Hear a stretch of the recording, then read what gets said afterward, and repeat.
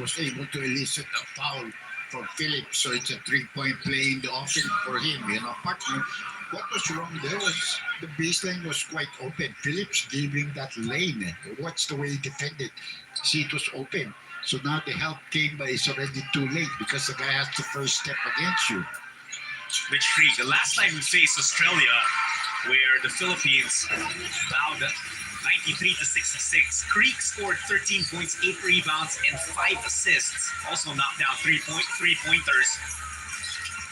An early pressure. Well, they probably saw that game against New Zealand. And New Zealand did come up with that backcourt pressure, trying to make you force turnovers. They probably realize we don't have a lot of point guards that can really push the ball up very quickly. Yeah, as we know, the Australians have taller guards compared to Gilas Filipinas. That's no problem for KQ, who opens up the scoring for the Philippines with a triple. That was a breath of fresh air for us. Yeah. Well, KQ Doc in their previous game, against New Zealand, also had 23 points. And a couple of three-point shots during the beginning of the game, together with Juan Gomez Tiliano, and even Kevin Cambao. No? If you guys missed that game against New Zealand, you have to find a way to watch it because a double overtime thriller. We almost had it, Dr. J. We had chances there. No way that 7-point lead, I thought we had it there. But then we came up with some turnovers. Another thing is we allowed some easy 2-point layups just before going into the first overtime. Yeah, a couple from Terami. Exactly. We're defending a 3-point shot, and here we see a 3-point shot very early for Australia from Crick. So 1 3-point play and 1 3-point shot for Mitch Creek. That 3-point shot of Australia is going to be something we'll have to worry about because against Guam just a few nights ago, they knocked down 24 3-point shots just out of 51 attempts. 72 points.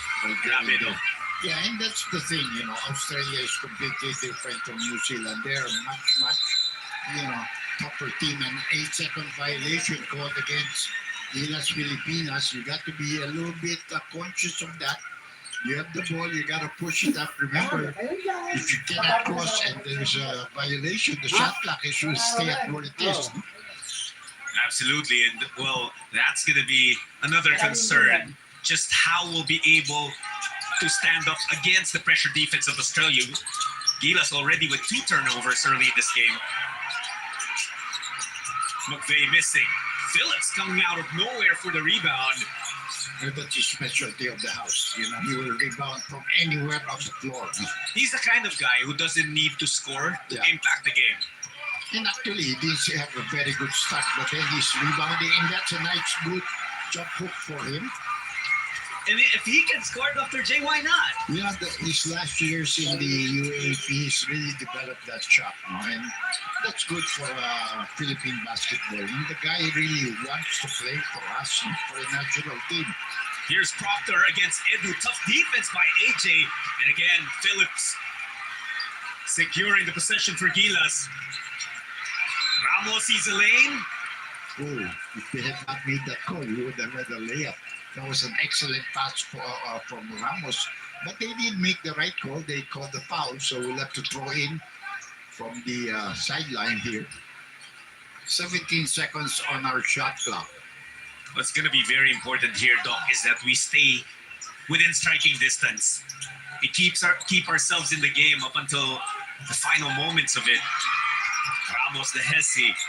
Now it's KQ. The floater down the lane. It's a miss. Here comes Australia. Creek again. The kick out. McVeigh, extra pass. Armstrong. Now it's a flyby. Missing the 3, but the rebound goes back to Creek, and he has scored all 8 points of Australia. Well, you have to remember that when you take 3-point shots and you miss, that's going to be a long rebound. So our boys have to know how to be able to pick up those rebounds on the free throw line extended. That's what happened in that last play. Effort will really be a big thing here in this matchup. Kiambao, he hit one from there earlier. Another one for KQ. 6 points in the ball game. Tight ball game here at 8 all.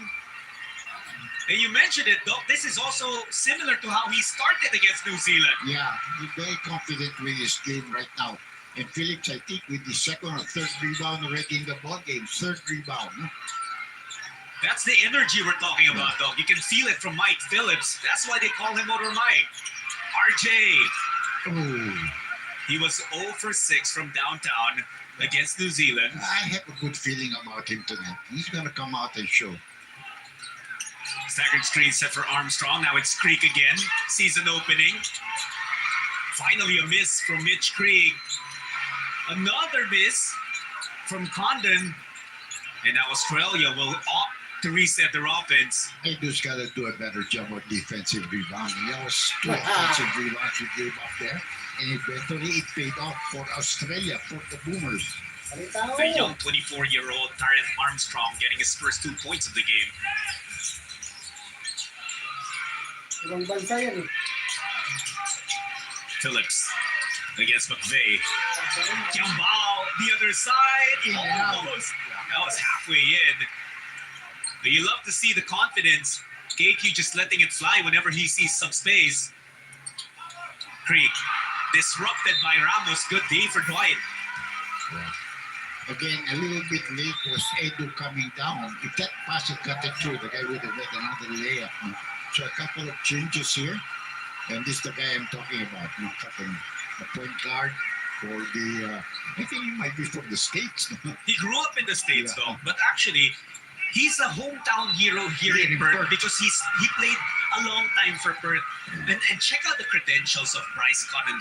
He's a 6-time MVP in the NBL, a 9-time NBL scoring champion. Yeah. And that's why he had a very, very good reception from the crowd. Yeah, he's a Yeah, legend yeah. there.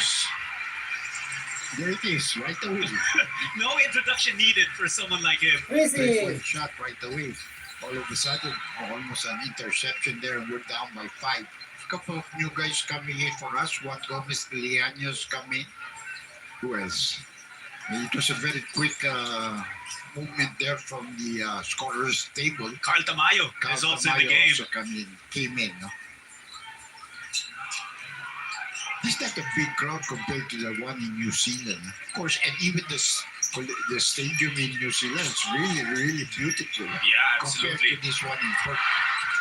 Tamayo also had a big game against New Zealand. Offensive rebound. Oh, what was that call? I mean, I thought we were the ones that should have been given a foul there.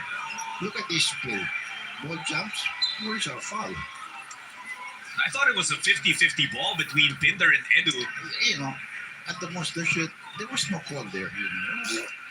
Although, you know, these are neutral referees. One is from China. One I think is from Singapore. And the other one is from Japan. We'll give you the names later. Yeah, and, the one from Singapore, Yong Chun Wing, he's a veteran referee, has been calling FIBA games for possibly over a decade already. And maybe one of the better ones. So it's a 15-8 run right now. That's 7-0, 7 straight points for Australia. As Rosario waiting for the next dead ball. Now he will have a chance to check in. Sometimes you would say that's the inexperience, as we see an experienced player come in Troy Rosario. That kind of a pass is a danger.